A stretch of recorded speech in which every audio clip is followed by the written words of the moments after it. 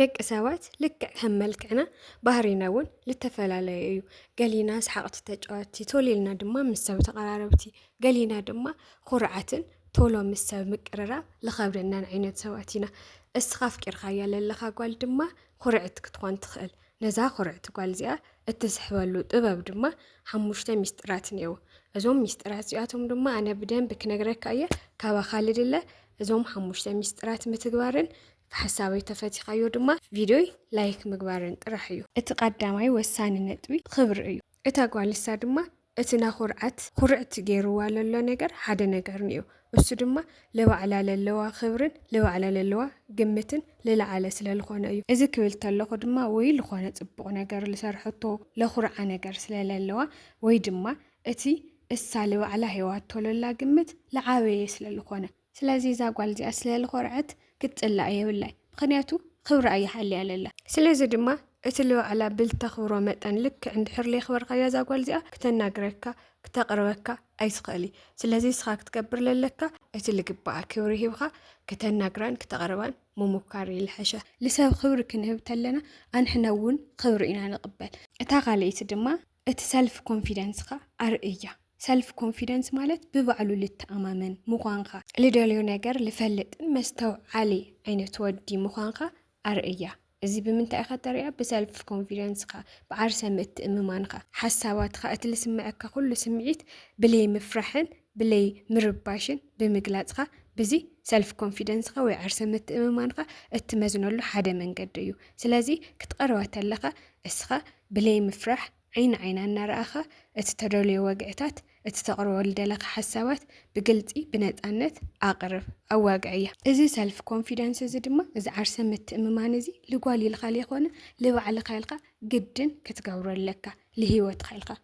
ምክንያቱ ነዛ ጓል እዚኣ ልምግናይ ጥራሕ ኢልካ ሰልፍ ኮንፊደንስ እንድሕር ለይነበረካ ወይ ድማ ብባዕልካ ለይትተኣማመን ወዲ ልነበርካ ሰብ ብባዕሉ ልተኣማመን ወዲ መሲልካ እንድሕር ትቐርብ ኮንካ ንቐጻሊ ሂወትካ ብጣዕሚ እዩ ልጎድአካ ምክንያቱ ይበል እሞ ፈጣሪ ፈቂድዎ ምዛ ጓል እዚኣ ሪሌሽንሺፕ ተጀሚሩ ብዙሕ ነገር ጉዕዘታት ምስ ከድኩም እዚ ሰልፍ ኮንፊደንስ እሱ ኣይፀንሒ ምክንያቱ ሂወትካ ለምቕያር ልባዕልካ ብድሌትካ ድሌት ሃልይካ ይኹን ከይምፂኻዮ ለለኻ ነዛ ጓል እዚኣ ንክተግኒ ጥራሕ ስለለምፀኻዮ ልክዕ ነዛ ጓል እዚኣ ምስ ረኸብካ እቲ ሰልፍ ኮንፊደንስካ ክጠፍእ ይኽእል እዩ ኣብዚ ሰዓት ድማ እስኻ ልባዕልካ ኢኻ ትስእና ዛጓል እውን ለይትፈልጡ ዓይነት ወዲ ኮይንካ ክትርከብ ትኽእል ስለዚ ድማ በዚ ድማ ክመሓየሸለኒ ዓርሰ እምነት ለለዎ ወዲ ክኾን እኒአኒ ኢልካ ተሓሲብካ ድማ ልጓል ኢልካ ለይኮነሲ ልባዕልካ ኢልካ ክትገብሮኒ ኢካ እታ ሳልሰይቲ ነጥቢ ድማ ኣኽቢርካያ ሰልፍ ኮንፊደንስ ብባዕልካ ተኣማሚንካ ንእሽተይ ቀርብ ምስ በልካያ ነዛ ጓል እዚኣ ክትገብሮ ልግበአካ ሓደ ወሳኒ ነገር እኒኦ ቤስት ፍሬንድ ልምዃን ድማ ሞክር ወይ ድማ ልክዕ ሃምሓፍትካ ኮይና ንክትቀርበካ ግበራ እዚ እትገብረሉ ነገራት ድማ ለኣብነት ምስኣ ብዙሕ ግዜ ብምሕላፍ ላብ ዝተፈላለዩ መዘናግዒ ቦታታት ብምኻድ ክኾን ይኽእል ስራሕ እትሰርሕ ጓልቲ ኮይና ድማ እቲ ስርሓ ብምጥያቅ ክኾን ይኽእል ላብ ስራሕ ቦታ ኣኼድካ ኣድላይ ዝኾኑ ሓገዛት ብምግባር ይኽእል ብቻ በብዙሕ ነገር ልክትቀርባ ሞክር ሃም ዓርክኻ ልክትገብራ ሞክር ዓርክኻ ክብለካ ተለኹ ኣፍቃሪትካ ለይኮነስ ቤስት ፍሬንድካ ሃም ሓፍትካ ሃም ቤስት ፍሬንድካ ጌርካ ክትቀርባ ተለኻ ደስ ናበላ እያ ትቐርበካ እስኻ ቤስት ፍሬንድ ኮንካ ክትቀርባ ተለኻ ወይ ድማ ልክ ሃም ሓፍትካ ጌርካ ክትቀርባ ተለኻ ነዛ ጓልሳ እሳ ሓሳባ ምግላጽ ድዩ ዝተፈላለዩ ደስ ልብል ግዜታት ክትሕልፍ ትኽእሉ ኢኹም ቤስት ፍሬንድ ኮንካ ኣብ ልቐረብካያ ሰዓት ድማ ባህሪኣ ለሐጉሳ እትፈትዎ እትጸልኦ ለሕዝና ደስ ለብላ ነገራት ለዘናግዕዋ ነገራት ብምፍላጥ ጥራሕ ናይታ ጓል ባህሪ ማንነት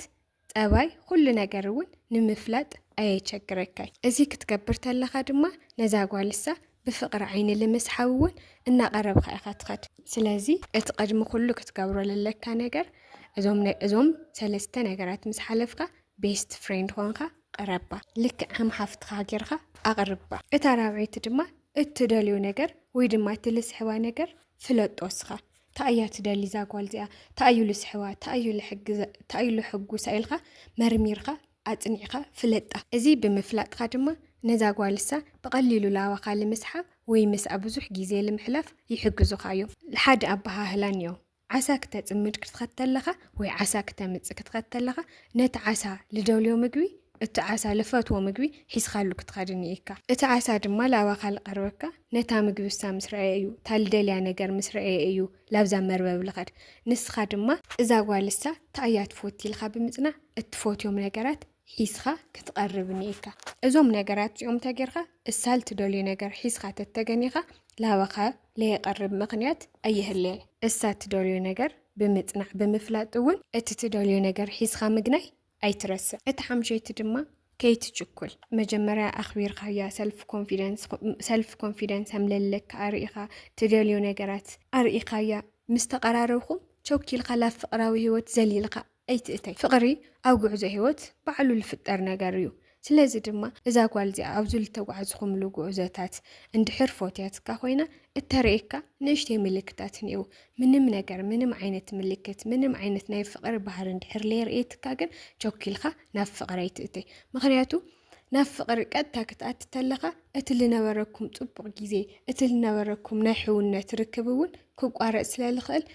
نيزا قوال دليت بدن بفليتقا أواخا فقرهم للواسكاب ترقاقت أي تجاكل شوكي الخا كامس عندما ترقاقيخا قسي الخا بزاخانة من قدي لكتفوت وكامس موكرخا هم لفقرت كامس الرقاقتخا اتتداليو نقر محتات تخيليخا نالو ما عندي فيديو زياتهم يوم هم تخلي جيزيلو لكم حواتي سبسكرايب كيركم تكتاتلو نسوات بتعملنا مسكنكو حسابي تفاتيكم ولايك مقباري ترسعو قد الفيديو سكاو نقانة سلام